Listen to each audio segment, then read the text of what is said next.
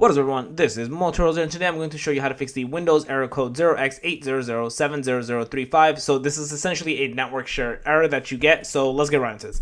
So the easiest way to fix this is to just go to your search bar and type in edit group policy until you see this pop up.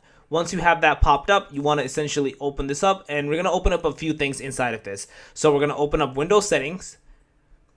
In here, we're going to then open up security settings.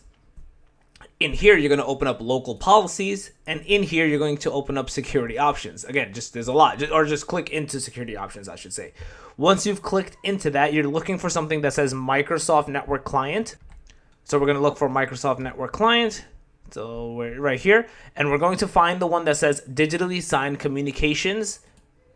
This one, the one that says always. So you want to double click into this, and you want to make sure this is on disabled. If it's not, yours is most likely on enabled. Change it to disabled, press apply, press OK, restart your computer, and then go from there. You should be good to go and not have this error persist any longer. So yeah, that's basically it.